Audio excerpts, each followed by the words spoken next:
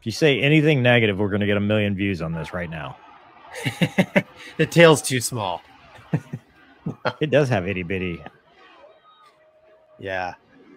Yeah.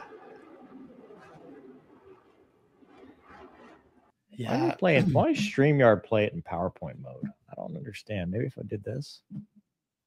I don't know, man. I watched it earlier.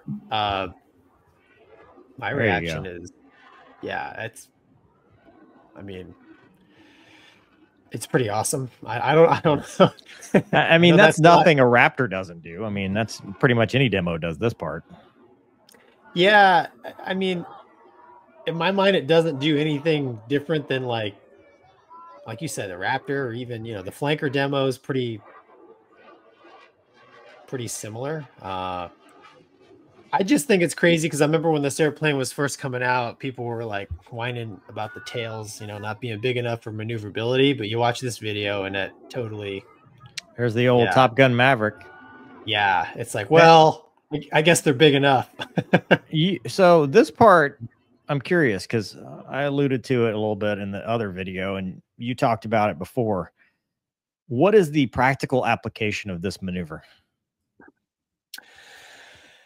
Yeah, I mean, I've heard this a lot. It's like, oh, all this crazy maneuvering doesn't really work in real combat, but I don't agree with that because, then the argument's like, why aren't we all flying around in F-104s that just goes straight and don't turn at all, right? So, no, not when I look at maneuverability, just this part. Well, what about it, man? It's like a pedal turn, man. It's awesome. He's like, oh, he's spinning around. Basically, yeah, he's like in a flat spin. Like, why would you want to put yourself into a flat spin? Well, I mean, that's just showing the nose authority of the airplane, right? So in a dogfight, it could be very useful, right? Is that what I mean? Are you asking me the tactical, practical application, or why is he doing this in the air show? He's doing the air show because the air show is cool, but the question always becomes that. So I think people get specific and say that specific thing, which that specific thing has no practical application. However, having good nose authority does. Correct. Exactly. I mean, there's been many times in the Hornet where I just, I'm relatively wings level and I just stand on the rudder and the nose swings around, and you get nose on and radar lock, heater lock, whatever, and take a shot. So it's incredible. I mean, he's not very high off the ground, able to do, I don't know what alpha he's pulling, but I mean, it's pretty awesome. I mean, I'm not going to lie. I watched it. I was impressed.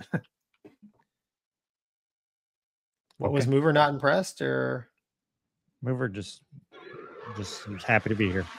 Yeah. Yeah, I mean, the thing with this airplane that I wonder about is, I mean, it's obviously very maneuverable, it's very powerful, but modern warfare, what can it do as far as avionics and radar and all the, I would call nerd stuff. Yeah, it's amazing. Yeah, like that would probably not be all that useful. That is the Top Gun Maverick thing. Yeah, I mean, they're just demonstrating the high alpha capability of the airplane, and probably the reliability of the engines at such alpha. And I think, that's, look how much it smokes. That's awesome. Yeah, and the smoke is awesome. No, the smoke's not awesome, but yeah, we did get a little puff of smoke there, didn't we? Yeah. And I can't tell. Does Su-57 have? Does it have thrust? It's got full thrust vectoring.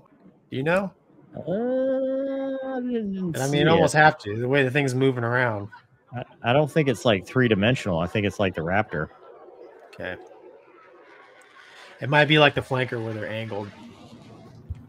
It's got some crazy, like the leading edge extensions go like all the way. They get this huge amount of bite. Yeah. But what's interesting to me is it doesn't have leading edge or trailing edge flaps for takeoff or landing. Doesn't need it. It's got so much thrust that it just straight wing. Well, plus the fuselage just looks kind of like a wing too, right? It's like a lifting. Oh, wow, dude. That part would be pretty useful. This right here would be nice to have. Oh, dude, yeah.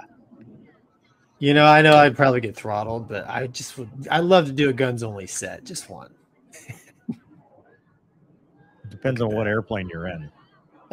Dude, any Hornet. I like to be in the Hornet, but you know, it's fun. It's fun watching, you know, the airplanes at air show like this. But you know how it is, Mover. When you're actually fighting somebody, it's just the vantage point is different. Oh yeah, and you get even more of an appreciation for what an airplane can do. I mean, look at this thing. Yeah. I want to be in a Raptor. Well, of course, if we had real bullets, I'd want to be in a Raptor. Yeah. And dude, the Raptor is very Raptor-ish, if you ask me. Like, that's pretty awesome. Are those nozzles moving? The tail's definitely moving around. Look at that, man. You can. Wow. Tell you what, it's got a pretty sweet paint job on it. I like it. It says 3D thrust vectoring. 3D. Wow. Well, that's probably how they got away with making the tail so small. We don't need no stinking tail. I don't think it's bad looking.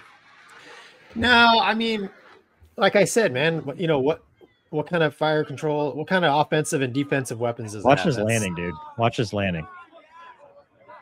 Carrier, look down. No, just watch. Look how wrapped up he is. Like he rolls out on final over the runway. Nailed it. Yeah, just like perfect. Nailed it. You know, flares it off. Wow, dude. Yeah. To me, the visibility is not that great. Like, well, big canopy bow, you sit high. There's like this big thing behind you. Look at the F-35 though. I agree. Same, right? I want like a Viper. Yeah, I can see everything. He's probably got that special helmet, right? Where you just, I don't know. You can see. Yeah. There's the old ugly 7.3 in the background.